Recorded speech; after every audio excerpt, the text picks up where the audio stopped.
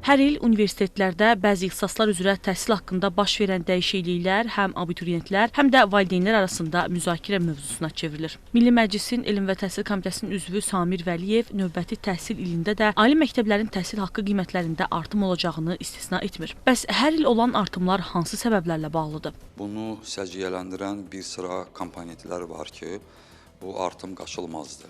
Təhsil müəssisələri təbii olaraq bugünkü günün tələblərinə uyğun olaraq lazımi maddi-texniki bazaya, eyni zamanda lazımi infrastruktura malik olmalıdırlar.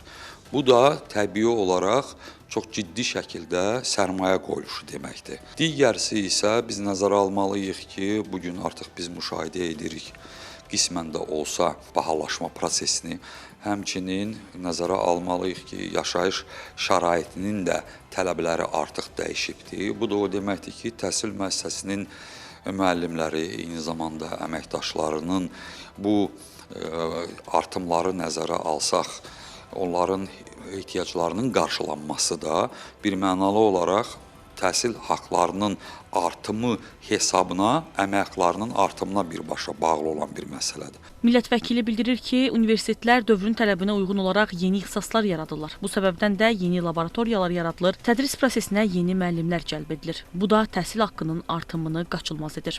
Bu günləri bizim Azərbaycanda olan təhsil haqlarının məbləği ilə bir sıra ölkələri müqayisə etsək, 20-25 dəfə bizdə daha aşağıdır.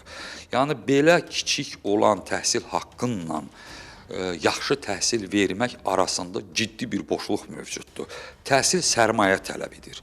Təhsil düzgün o maliyyənin idarə etməsini tələb edir. Təhsil yaxşı müəllimə birbaşa bağlıdır. Yaxşı müəllim də yaxşı əmək haqqı istəyir. Təhsil eksperti Elmin Nurinin fikrincə də ali məktəblərin artan xərcləri ödəmək üçün təhsil haqlarının artırmaqdan başqa yolları yoxdur. Xarici təcrübədə necədir? Universitet özünün texnoparkı, elm, sənaye, innovasiya üçlüyünün uğurlu tətbiqi nəticəsində böyük pullar qazana bilir. Elə universitet var ki, onun büdcəsi milyardlarla dollardan hesablanır. Amma çox təəssüf olsun ki, bizdə hələ yerli ali təhsil mühiti özünü maliyyələşdirmə funksiyasında, belə deyək, pul qazanmaq istiqamətində o qədər də uğurlu deyil. Universitet nə qədər ki, özü pul qazana bilməsə, elm, sənaye, innovasiya üst-uzağında öz yerini möhkəmlədə bilməsə, yenə də ildən ilə illik təhsil haqlarının qalxması ardıcıllığını biz görə biləcəyik. Təhsil haqlarında artım olub-olmayacağını öyrənmək üçün bir neçə dövlət ali təhsil müəssisəsinə sorğu ünvanladıq. Lakin indidən heç bir açıqlama verməyəcəklərini bildirdilər. Özəl ali təhsil müəssisələrindən isə artan xərclər səbəbindən bəzi ixtisasların illik ödənişlərində artım olacağı deyildi. Şəbnəm Qurbansoy, Cəfər Qasımov, Xəzər xəbər.